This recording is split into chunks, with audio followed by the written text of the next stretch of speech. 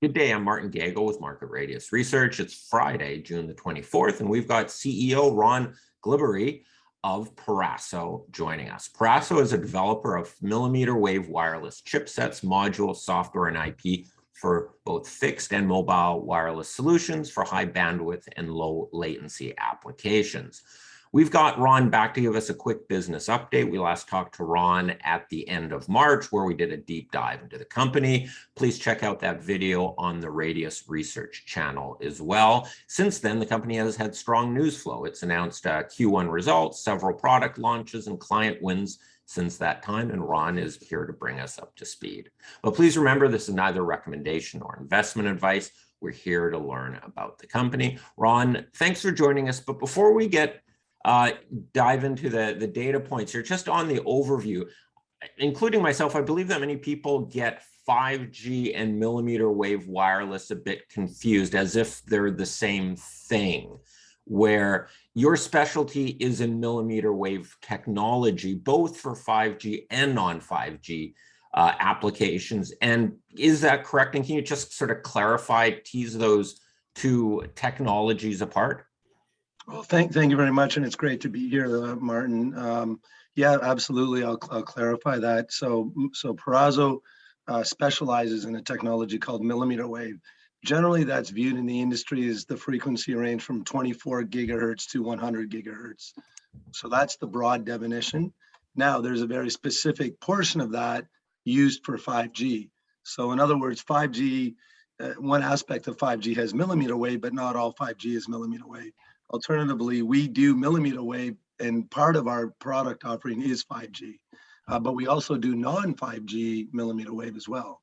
And just because it's within the sort of 5G bandwidth area doesn't necessarily make it 5G. You've got a whole protocol of other things, the industry standard within 5G that makes 5G. Just a certain frequency does not make it 5G. Is that right? Oh no, so that's exactly right. So 5G, let's use North America for example, in the 28 and 39 gigahertz bands, those bands are reserved for millimeter wave 5G, but the signaling protocol is a whole separate standard of 5G. So just because you have the frequency doesn't mean you're compliant with 5G. That's exactly right.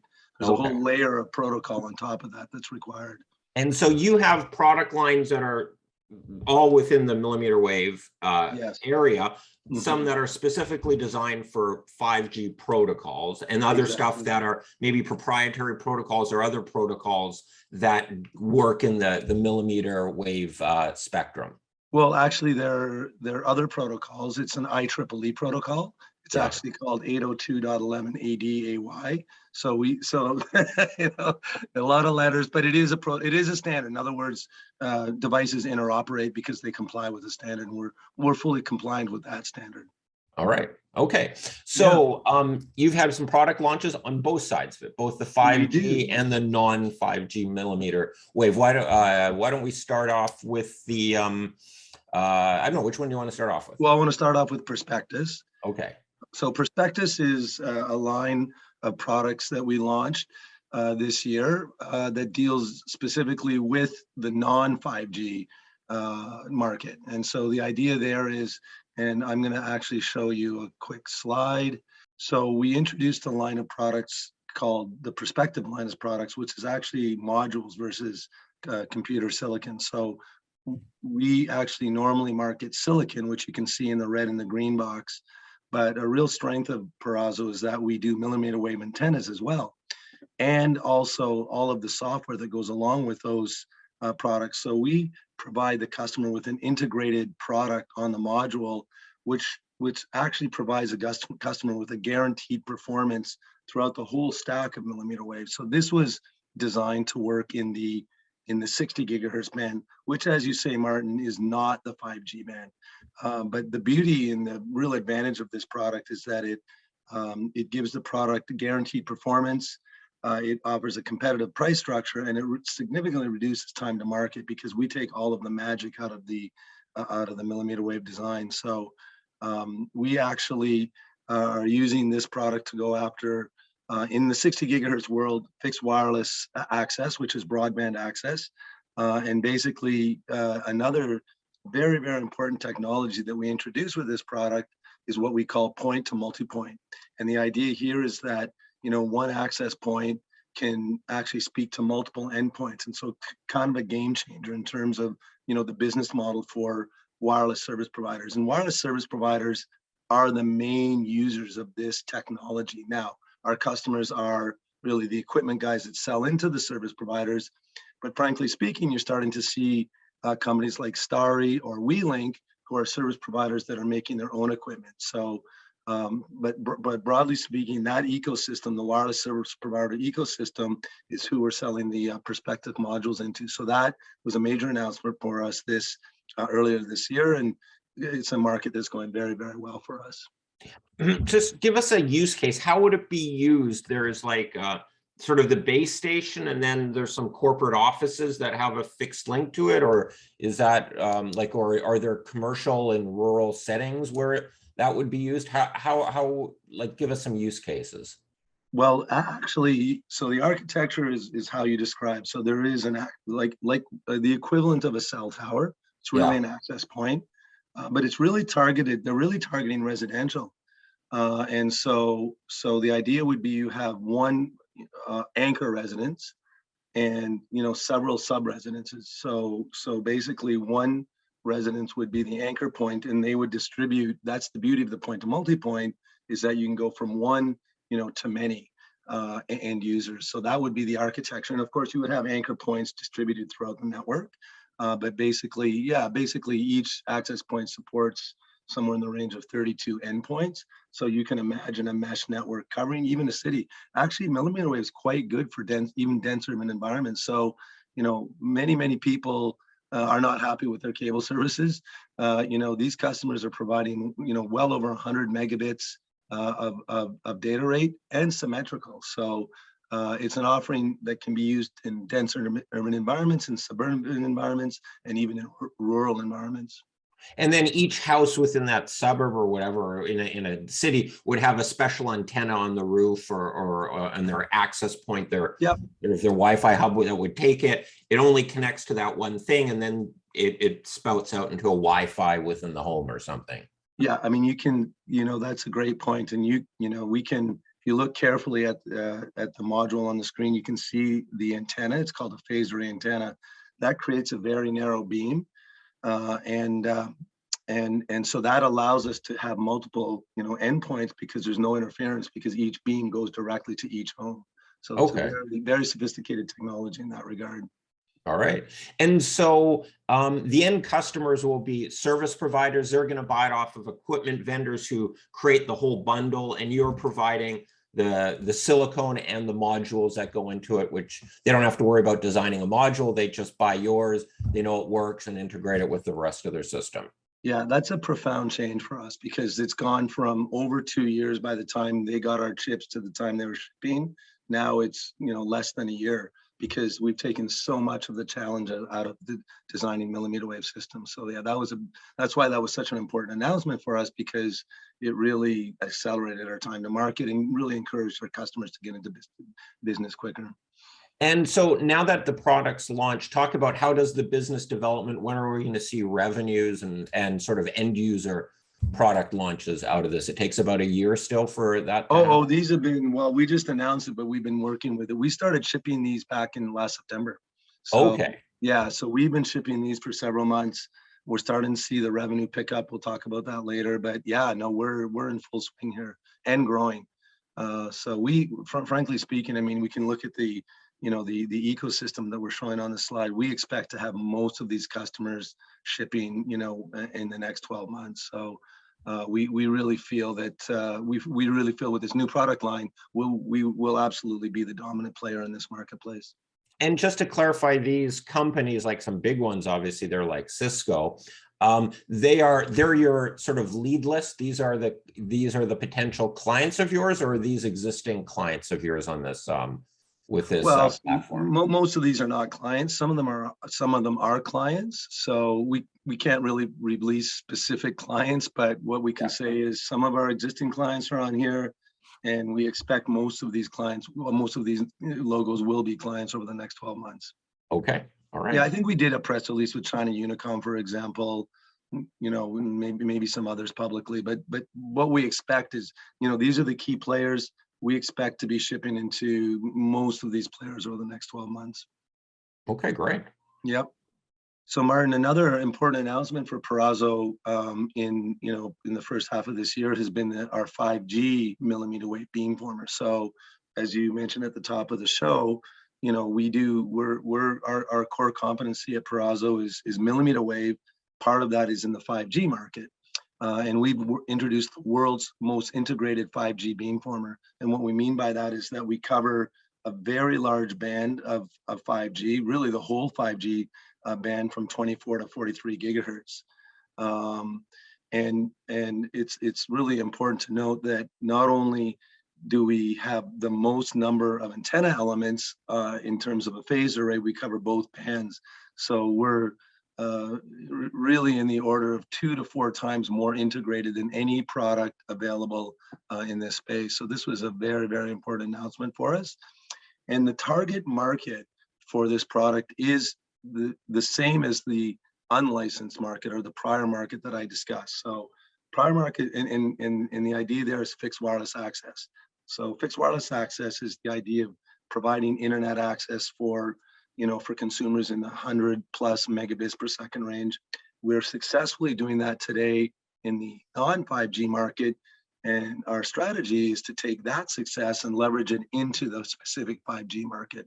And this product allows us to do that. And that's really the core, the core strategy for the company is taking that existing success and leveraging that into the specific 5G band. So that's really the most important part of this announcement is that we now feel we are targeting exactly the equipment required to receive the signals from a base station we call it customer premise equipment, and that's what this device is targeted for. So that was a very, very important announcement for Peraso in Q2. So this doesn't go into the 5G base station. This would go into my house, let's say, as a fixed point wireless to get sort of good, steady 5G directly into my house. That's exactly what this does. So you hit the nail on the head. I mean, there are many companies who are targeting the base station, like several. So we decided that we really wanted to go after what we call end devices. And the reason for that is the market was very crowded for the base stations. B, the end device volume is much, much higher. So as a semiconductor company, we really wanted to be able to tap into that volume. So we go after the end equipment. And the beauty of this beamformer is that we have to keep in mind that it's a dual band beamformer. It supports 2 bands. So basically in North America, we have there are 2 mmWave frequency bands, one at 28 gigahertz, the other is at 39 gigahertz. Well, the carriers don't want separate boxes. They want one box where you can just choose a channel like a TV. So we felt it was very important, and the carriers told us it was very important to put both of those channels in one beamformer. And so that's what we did. And so we just really feel, this is, and so we did that. So we have an architecture in place for the fixed wireless access that we talked about earlier. However, we can scale that architecture to other devices like tablets, laptops, and most importantly, hotspots. So if you have a hotspot and you're at your Starbucks, doing work, you take your hotspot out, we want to be able to address that market. We feel this is an ideal architecture to go after all of those markets in the 5G mmWave space. And that's the importance of the announcement of this beamformer. So this wouldn't go into my cell phone, would it? No, so that's the one market we don't go after with this. I mean, so we're going, and now, all of the Apple phones, for example, today support mmWave, but we felt that market was crowded too, in terms of suppliers. So we really went after the market that wasn't crowded. Plus, we leveraged all of our experience in fixed wireless, so we feel we can be the dominant player in fixed wireless, 5G mmWave fixed wireless, because no one is really focused. People are focused on base stations. People are focused on the phones. we're focused on that middle ground. Now, we can certainly scale this architecture to phones. We haven't done that today, but certainly something we can consider, in future generations.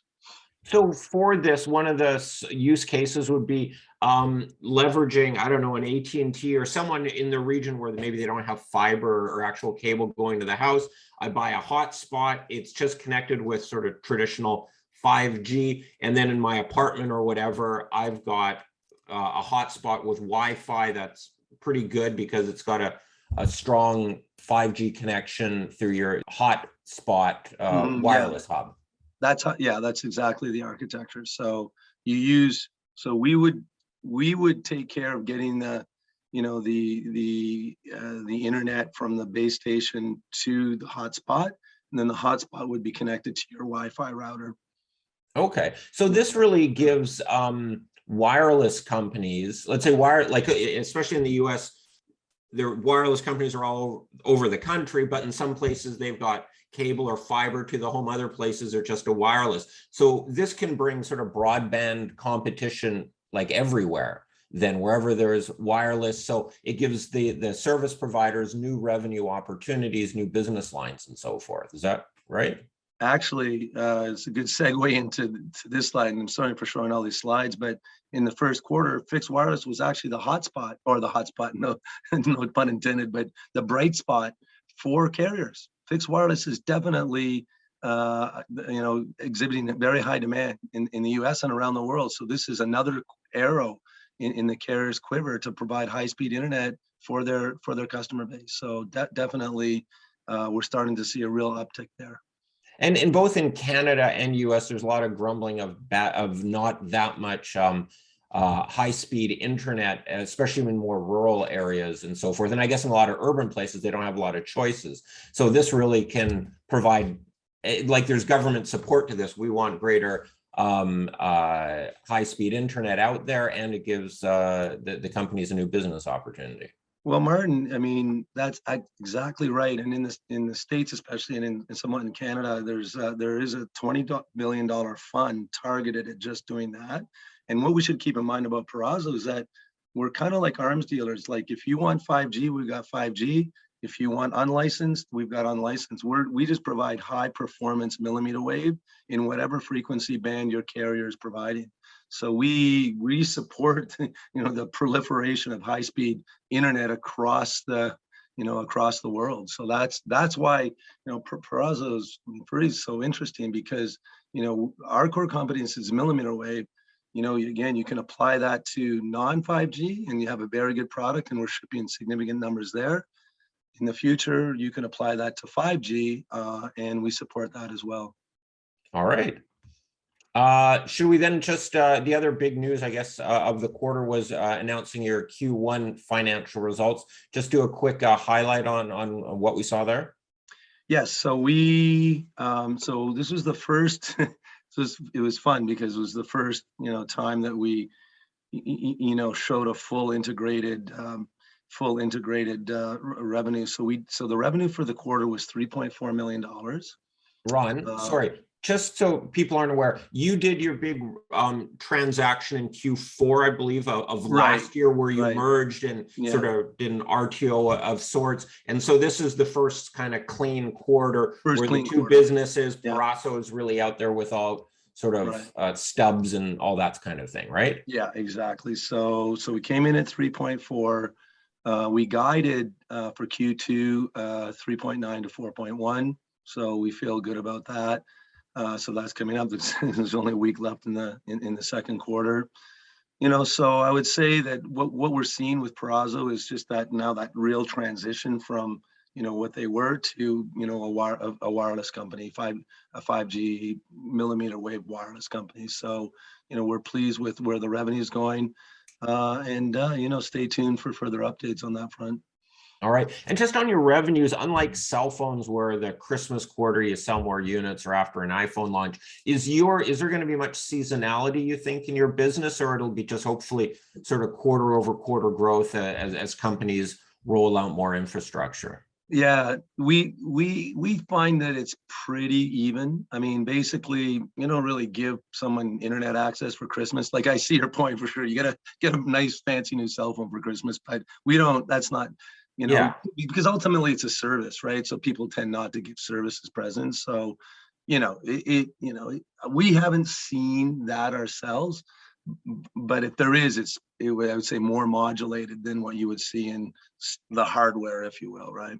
Okay, so hopefully you've given guidance for Q2, and then Q3 will hopefully be a step above that, and 4, and sort of we should expect that kind of progression. We should expect that, yes. All right, Ron, thank you very much for giving us this update. That was great. Well, I really appreciate the time, Martin. It was you're really it's been a great help to us, and I appreciate your support. Cheers. All right, thanks a lot. Have a great day. Okay, thank you.